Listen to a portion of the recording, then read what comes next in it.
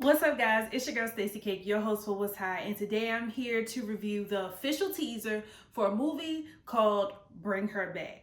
So yeah, this is an A24 production. You know, I'm a big fan of their movies, and they're putting out a lot more lately. So I'm excited to see like this horror film. Y'all know horror is my genre, so I typically am like doing more trailers for horror than anything. But if you guys want me to review something else, make sure you comment below, and don't forget to like, share, and subscribe as well. And yeah, let's just get into it.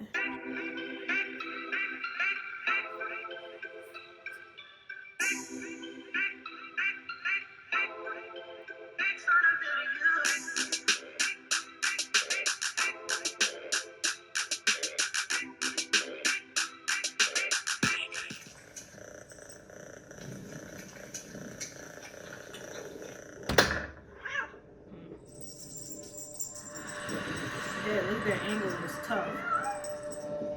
The rappers will talk to me. Lights out.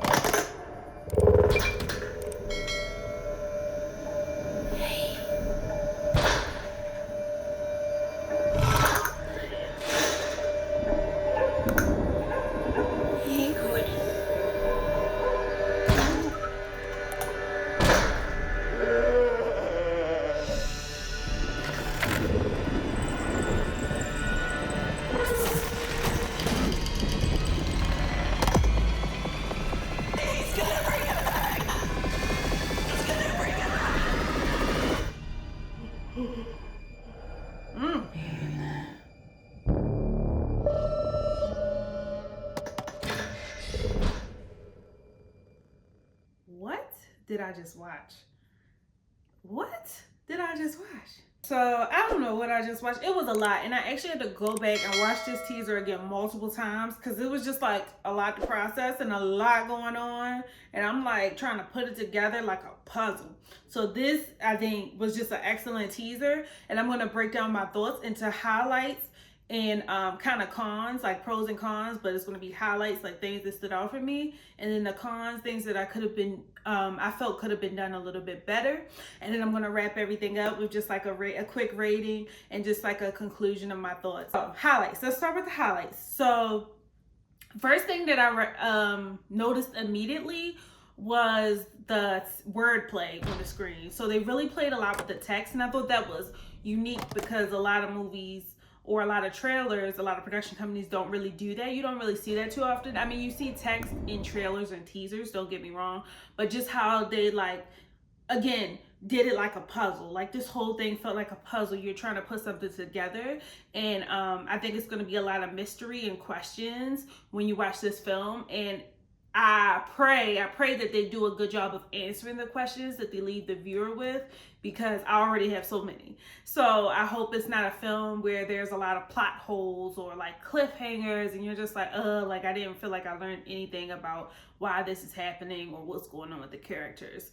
But I do think it was a great concept of what they did for this film. And with that being said, I also enjoyed the angles of the film, like immediately, like with the cat, how he was walking through the hall and that like kind of zoomed out view. That definitely caught my attention, and the angles as far as like showing the back of people's heads, and just like the aerial views.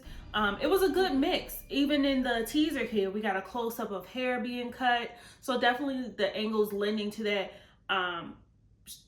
that mission of striking curiosity in us as viewers, and wanting to know more about this trailer, because they definitely teased a lot in here. Like this was a teaser, because I'm just like, wait, what is this?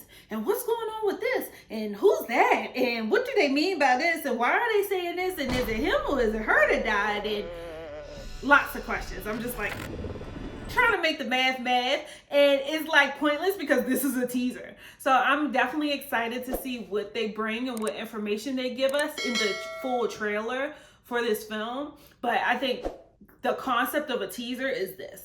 It leaves the viewer wanting more in so many aspects, but it does a strikingly good job of kind of just giving you a clue, like, okay, like the vibe of the film. So yeah, I think this was like a well thought out chop, well thought out edit, and the scenes that they included, the text play, the details was another highlight for me. Like how they had A24, the name of the production company, on the bowl that the cat was eating out of. So I definitely suggest you guys like rewind and rewatch this trailer with me, because there's a lot to like kind of again process in watching this teaser.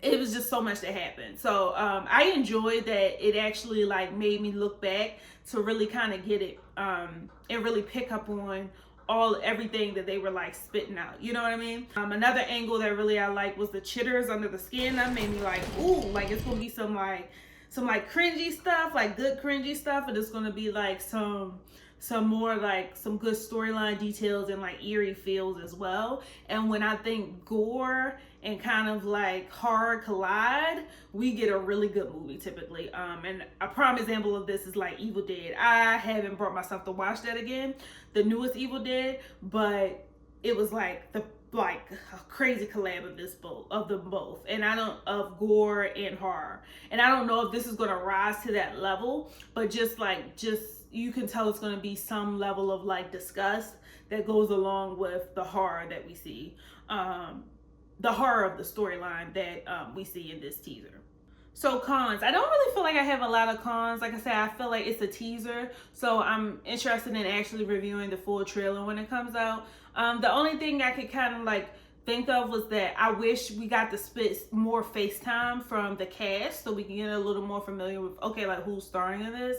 We see the main character that we see the most is like the girl through like the camcorder screen. That was like the clearest image of a face we saw, and then like a decomposing like woman's face, and it's kind of unclear if that's the same person. Everything else was like the back or like side profiles of one, or people like behind like those little stringy curtain things. So yeah, I just felt like, was it like a no face, no case? It definitely lended to, again, the mystery in the film. So I don't think that was a bad thing, but I think it would have been more recognizable. You want your characters to be recognizable and the film to be recognizable when you release the full trailer.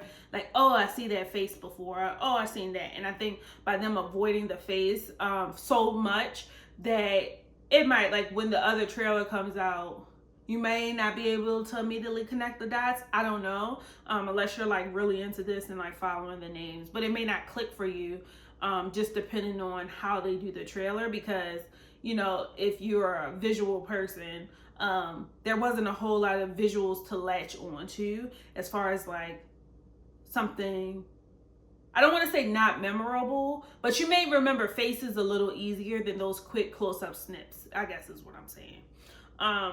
The main memorable scene was like at the end when the girl was sitting in a circle and that Nikki man came and touched her head, and that was pretty memorable. So if they include that in the full trailer, I'm sure our memory will be jarred. But yeah, otherwise I think that was pretty much all of my thoughts for the trailer. It's just like a lot of questions, and I think that's a good thing. I'm not saying that that's a bad thing. I just have a lot of questions before I can kind of like give more. But I think what they gave so far was great. I do think, in the same way that I thought the wordplay was a highlight, I also think it could potentially be a con because it was so much to process and digest. Just as someone who really looks at the details of these trailers and visuals, like it was a lot to try to like kind of process. Okay, what is the text saying? Then we have like these like out of context clips going on in the trailer. So it was a lot to digest for the viewer. So while I did like the wordplay, I feel like it was the text play. It was something was distracting. So I like how I did a review for Final Destination 5. I like how Final Destination 5 had like a full scene. And I think they could have done a great job with like kind of like a text play almost, because it was slow enough to like kind of catch it all. But I do like how they edited this trailer, so I don't know if I would necessarily take that away for the text play, for the text that they have on the screen to be more digestible and quicker, more quickly received. Because to be honest, most of us have access to devices and internet, so we can rewatch it as many times as we need to get what we need to get out of the trailer, to understand what we need to understand, and to read the text on the screen. So it just depends on how you look at it. For them, it's great that I had to watch it 5-6 times just to like process it. But you know, not everybody is going to take the time to do that. They're going to look, and they might not take the time to process that. So if they're trying to get a message across, I feel like something a little more, like, it was just a lot happening at the same time. So something either a little bit slower, or like the text being a little, there being less text play would have been probably more ideal for just like the average person, you know. But I enjoy like the puzzle effect and it making me go back and look at it, and it makes me say, wow, if I have to do that for the teaser, not even the full trailer, but for the teaser, then I wonder what this movie is going to bring, and this movie is going to have me thinking. And I love a good think piece. I love a movie that has me like talking about it afterwards and trying to figure it out afterwards. Like, I love that, as long as I feel like there's an answer actually like in the film, like long as I feel like there's something there to be dissected, or and then that they answer the questions in that movie. So yeah, if I had to rate this teaser, I would rate it, I think I would rate it a 5 out of 5 flames. I think I might give it a 5 out of 5 flames. This was an excellent teaser. Maybe 4.5, just because I do think it was a little hard to digest. So yeah, maybe let's go 4.5. Nothing is perfect, but hey, as perfect as it can be. I think I will give it a 4.5 out of 5 flames for this teaser for Bring Her Back. So yeah, Bring Her Back, I'll give you a 4.5 out of 5 flames for this teaser. It was captivating, it was quick, it was exciting, it was mysterious. It evoked emotion, and it did it quickly. It evoked curiosity, which I think was the intent. I'm just going to deduct a half a point just because it was a lot to digest, and the no face, no case thing. Because, hey, it's your cast's shining moment, and they want to be shown. So I'm sure, like, showing a face or two more clearly wouldn't have like completely killed the vibe. But then I do understand it, the side profiles, the back of the head, lending to the whole vibe of this teaser, which is mysteriousness, curiosity, and striking curiosity. So yeah, this is gonna be a good one, and I'm excited to see how like necromancy comes into play with this, because that's going to be happening, and how this is going to be more horrifying with the jitters in the body and stuff going on. Like, I'm excited to just see how it all comes together, and I'm looking forward to a full trailer. Let me know what you guys thought of this teaser, if you agree with what I said or not, and make sure you like, share, subscribe, and comment anything else you want to say below. And yeah, I'll see you guys next time.